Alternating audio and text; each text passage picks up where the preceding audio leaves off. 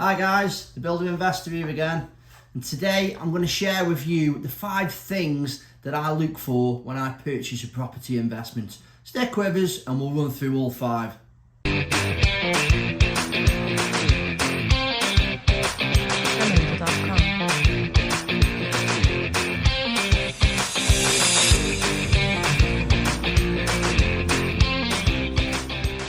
So, number 1, first and foremost, is the actual area itself.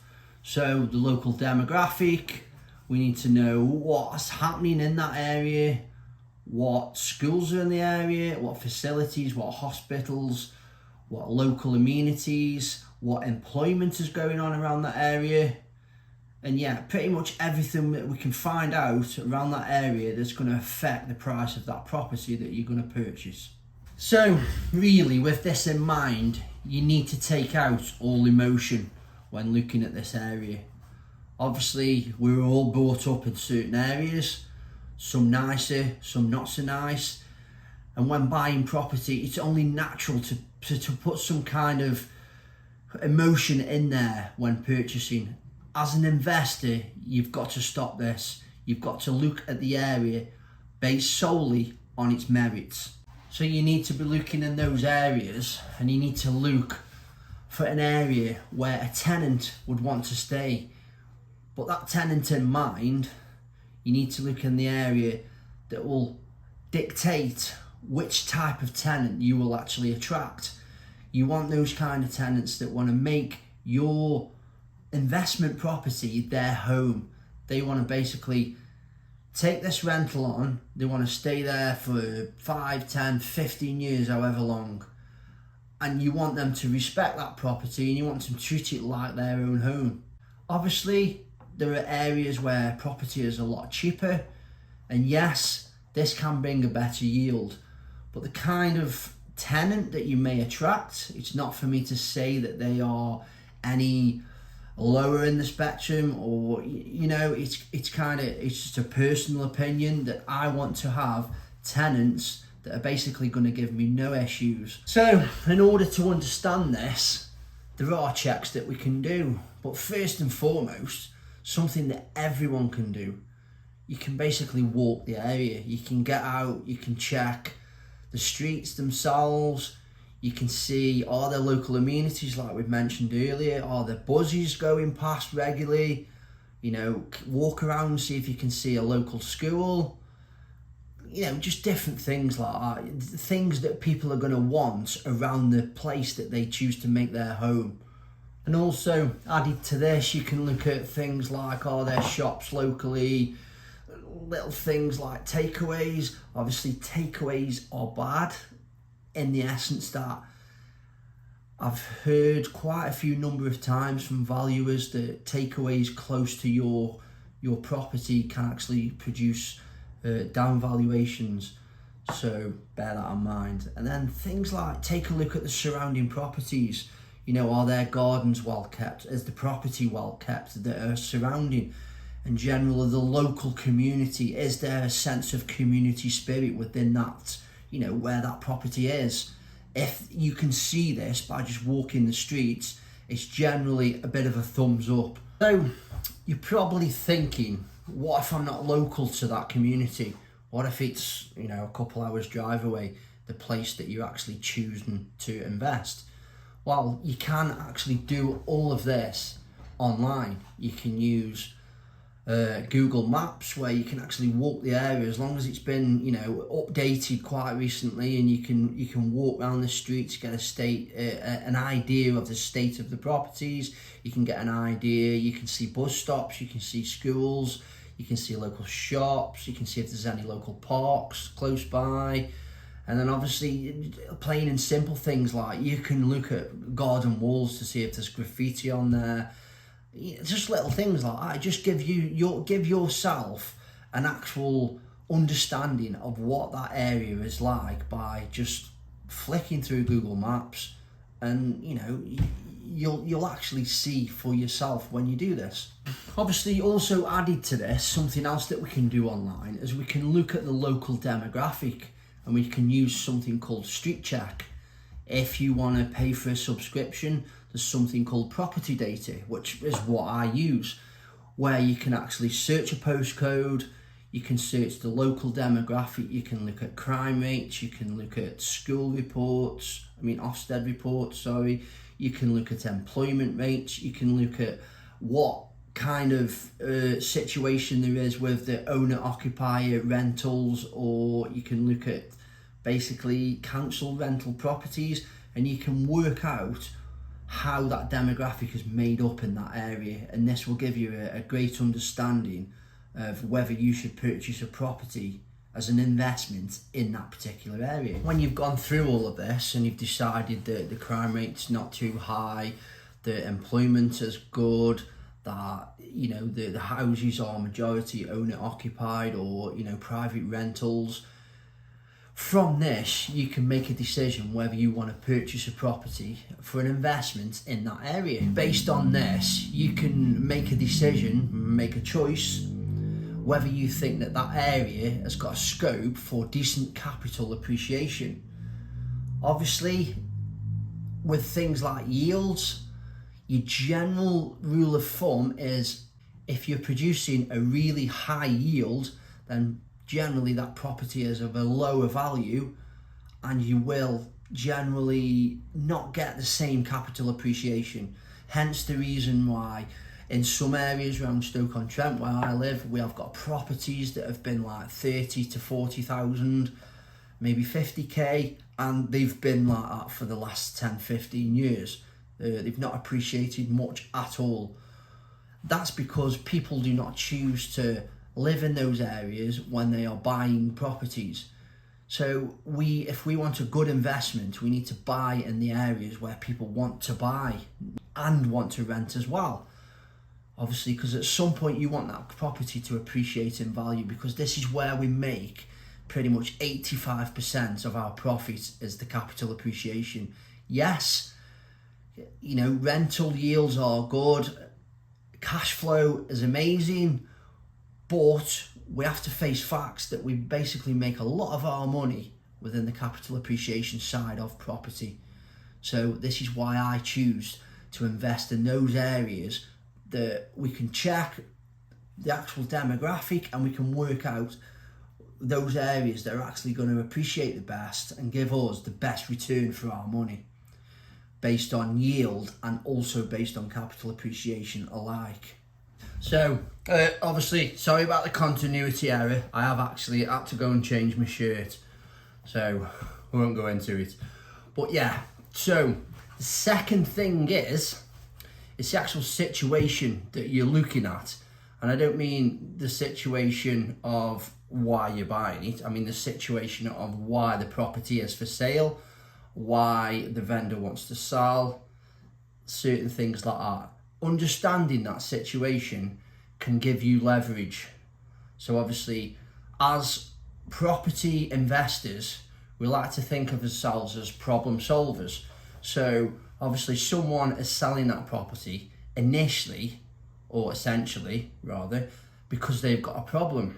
So whether they need to move abroad, whether sadly someone's died, whether they're getting divorced, sadly again, all these different kind of situations will actually lead to a property being sold. And if you can understand this situation, you can add value to the actual vendor's side, which can allow you to get that property for the figure that you've got in mind. So obviously there's a host of different reasons why people may sell. Obviously, again, we've got the old probate thing, obviously when someone's passed away, sadly. We've got things like financial problems, and when we tend to find properties that are below market value, people always make that assumption that there's money worries. That's not necessarily the case. If we go back to moving abroad, for instance, sometimes people just want to sell that property quickly with less hassle, and they are prepared to take a lower figure in order to just get it out the door and get it gone and be able to move on in their lives. So yeah, these kind of properties, you want to be trying to look for the reason exactly why people are selling, so as you can understand and you can have some kind of empathy towards them and add value to their lives and be able to push that sale through. So what I'm actually trying to get at with this is we've got to look at, is there some kind of motivation to sell that property? And generally with motivation comes an opportunity. And then that leads us neatly into number 3, which is the opportunity itself. With the opportunity, obviously what we've got is we've got 2 different aspects. We can actually make use of that opportunity by adding value in some way, and we can do this in 2 ways. Obviously, you've probably heard the saying that we don't make money when we sell, we make money when we buy. And to a certain extent, that's very true. Obviously, if you can get that property at a reduced rate, before you've even purchased it, you're making money straight off the bat because it's worth more than you've bought it for. The other opportunity is that we see properties that are in need of refurbishment or general works, tidy ups, opportunities where we can add bedrooms, where we can basically split a large bedroom, add an extension, a loft conversion, and this is the opportunity within itself to be able to take that property that we've purchased, hopefully at a lower price, so below market value, and that's not always possible, but quite a lot of the times it is when we've got motivation. And then we can take that, we can basically add value by refurbing. Like I've said, we can add bedrooms, we can add a new kitchen, because a new kitchen is a massive bonus for when you come and sell a property on. And then obviously that's where the opportunity comes in. As regards that, you need to be always looking for that opportunity. And the opportunity is to add value in some way, whether it's from the purchase, or whether it's from some kind of refurbishment. The next point, and probably one of the main points, is the numbers. We've actually not got a specific property in mind, so we haven't got any particular numbers that we're going to run through. But what we want to say to you, or what I want to say to you, you need to decide what return that you would like to get from that investment. So your ROCE, which is your return on capital employed. So obviously the capital employed is the capital that's left in that purchase once you've refinanced. So as a general rule of thumb, I like to get over 10%. Around 15% is generally where we shoot for. You do see some in the region of 20%. That's a really, really good deal. So, but if you work out your numbers and you work out your ROCE and it's below 10%, as a general rule of thumb, we would normally not even look at it.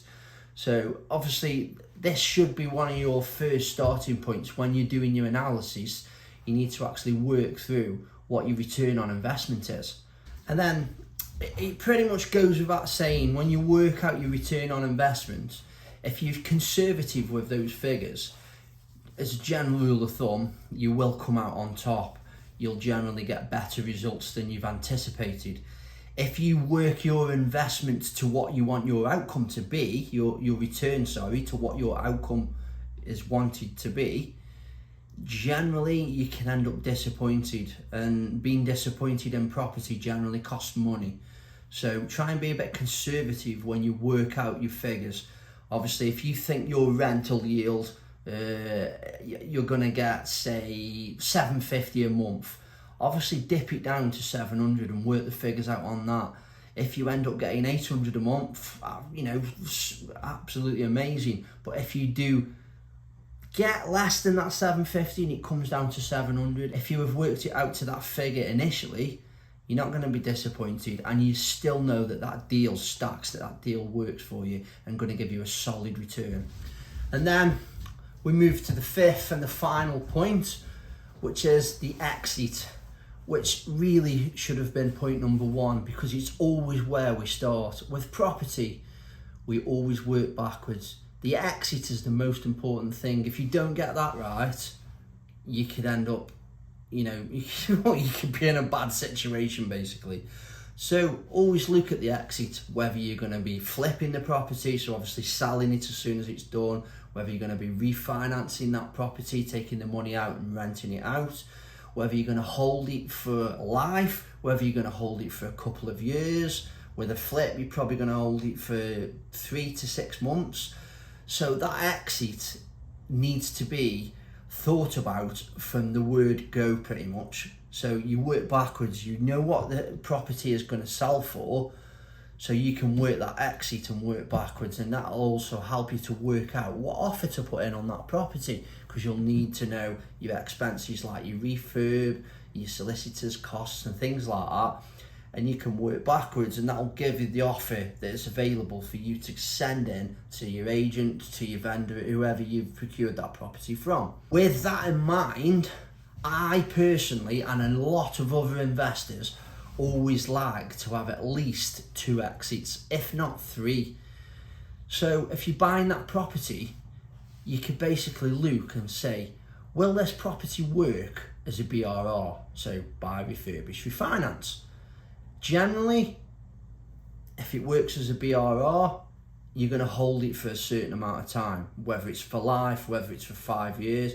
And obviously that exit could slightly change. If you decide you're going to keep it for life, and all of a sudden we have a massive boost in the property market and things jump up and it's a real good time to sell, you may exit that, that investment early. And then also, when you're looking at things like flips, obviously flip is a short-term thing. When 6 months is very short-term in the property world. So if that property doesn't quite work as a flip, even though that was your initial intention, if you've got the BRR model in the background as well, and then you could also add in things like, right, we'll do serviced accommodation with it, or we'll turn it into a HMO, turn the downstairs living room into a bedroom, on little en-suites up the corner. Just as a general consensus, try and think with every tiny little thing that you could do with that property as regards an exit. And the more you've got, the better. So that's it, folks. We've gone through those 5 points. And if you just want to summarise, so point number 1 is the area that we're going to be looking at. Point number 2 is the actual situation of why that property is being sold. And then point number 3 is the actual opportunity. Is there opportunity there? And number 4, the numbers. Very important that you get these right. And then finally, number 5, which should have been number 1, I suppose, because it's probably the most important, and that's the exit. Right, them are the 5 points, folks. So we'll bid you goodbye, but before we do, if you'd just like to just nip down there and just hit that bell icon and then hit that thumbs up, and then if you're new to the channel, maybe you want to subscribe so as you can pick up the next video. Catch you in a bit, folks.